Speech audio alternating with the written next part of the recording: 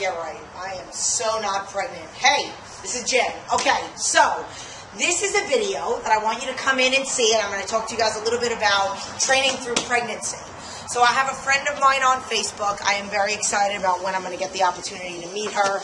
And she inspired me to do this video. So I've had people ask me questions before, but basically, you should be training through pregnancy. Like if you've always been a runner, you can run throughout your entire pregnancy. I have a 3.5-year-old. He's going to be 4 in June. I've trained 8 women through pregnancy, 1 woman through 2 kids. Right now, we have a picture of one of my clients, Sean, that I trained through pregnancy. This is one of our clients. My husband trained Kim through pregnancy. That's just 2 of the many people that we've helped train. And then as well as you can see over here and on my website, you can see my picture, and even though it's from afar, my picture of me training myself. I literally worked out up until the day before I gave birth, and then I was back to working out 2 weeks later. The average person, it takes about 4 to 6 weeks. So here are the benefits of it. It will make labor shorter, much shorter, because you're stronger, you understand how to bear down, breathe, your legs are stronger, everything. And then it will make your recovery time that much quicker. All of my 8 women were back to working out within 2 weeks. I was back to working out within 2 weeks. And then, at the time, I was a fitness manager to a gym. I was determined to get back into shape so that when I went back to work, I would look, oh my God, I can't even believe that you were out for maternity leave because you just had a baby. That was my determination. And me and my husband had a great little game plan. He took maternity leave at the same time, and we flip-flopped. He went to the gym, I went to the gym, he went to the gym, I went to the gym. Double days, back at it, literally. I was back in, before I got pregnant, I was 147, then I went up to right before I got pregnant. And that was because I had to put on a little bit of weight so that I could get pregnant. Worked out through my whole pregnancy, put on exactly 35 pounds. Then I got down to 137. So I was 10 pounds less than what I was before I even got pregnant. And then 9 months after that, somebody said to me, what are you training for? And I just said to inspire women that you could get into sick shape after having a baby. And they said you should walk on stage, and that's that whole story. But basically what we're going to do is, first, I'm going to tell you guys a little bit about my favorite. And I just got 3 shirts, 2 of which I'm wearing right now. One life, one body, make both amazing. Ken at misfitclothing.com. Ken is his name. He's on Facebook if you're on Facebook. Misfit Clothing, www.misfitclothing.com.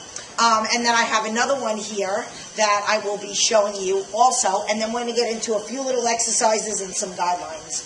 So, as you can see, this one, if you can read it, then you're too close. I think that's what it says. So basically, you're too close. Back that truck up. Back away from me when I'm working out. Me and my Prager people. So basically, here's the deal. Basic exercises. You can do jumps in your first 2 trimesters. You can do cardio. You can do walking on an incline. You can jog. If you were never really a jogger, you don't want to start something like really aggressive right when you found out just because you heard jogging was good if you weren't jogging before you got pregnant. But basically, just a few little exercises. You could go weighted. You could, like, for example, I'm just going to take the biggest dumbbell that I have. Plie, I call them plie squats, are really great because it's all about dropping down and squeezing up. So down and then squeeze. Down and then squeeze, okay? Now, also, hands here, and you can go, let's just say, I'm going to take this ginormous dumbbell, and I'm going to do alternating lunges. Okay, so now, you want to think of, and these are just basics, okay? You also can do, and you don't necessarily have to do it with a dumbbell. You could do lateral lunges, or you could hold 2 dumbbells and go here, from side to side. You can do push-ups in your first 2 trimesters. When you get into your 3rd trimester, you can still activate that chest muscle by using a tube. So basically what you would do is, you would be here. This is not really a full workout. This is really just giving you guys a little bit of tips. Here, and work the chest muscle this way. And you can get dynamic with it, so that you're pushing yourself, getting your heart rate elevated, which they say not to get it elevated above 140, but I got my heart rate really high. So, I mean, just as long as you're careful with it and you don't feel faint and you're eating properly, you can elevate your heart rate. If you want to really challenge yourself, get down low and you can be like this. So basically, you can do any exercise. The third trimester is really where you start making the changes and where you wouldn't do anything really face down. You want to do a lot of rotations. You want to do a lot of lower back and core stuff. So you can do rotations. I did it with a belly like this. 2 rotations. You could sit on a ball and do it if your legs are tired or whatever. You can get dynamic with it and you want to strengthen your lower back. So a lot of these core exercises, not on a machine, is going to be beneficial for you. Every one of my girls literally had their doctors say that their core and their lower back was very strong, and they almost never complained about lower back pain, and I didn't either. So something called posterior reach, where you go down and up. Now, in the first 2 trimesters, you can do a little jump with it, and then you just take the jumping out.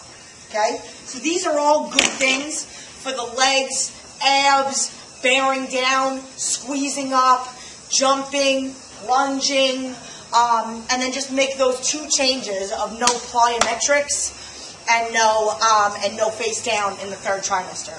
So for all my preggers or soon-to-be preggers, I actually have a client that just talked to me about how she's going to start trying to get pregnant. We will make that announcement when due. But I'm very excited, and she's going to stay with me and train through her pregnancy. So that'll be the 2nd person here at this studio, but now the 9th person that I've trained through pregnancy in my 11 years of training. So I hope this helps all of you. You could do cardio. I literally did the stairs and a workout the day before I gave birth to my son.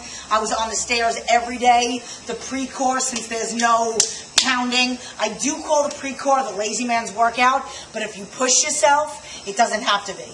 Those people that just go on it and glide, they're not really getting their heart rate elevated. So if you're wearing your heart rate monitor and doing your cardio or checking it on the pre-core, you can still elevate your heart rate and put yourself through a good non-impact workout on that pre-core. But again, the stairs are good. The little stair stepper is good. Walking on an incline is good. You could jog up until you feel like you shouldn't, until you get to your 3rd trimester. If you were never a jogger, I don't really recommend you start doing it now. Start just walking. And if you guys have any questions, any other questions about this, or any comments, or anything, just let me know. Leave them below. I hope you like this. And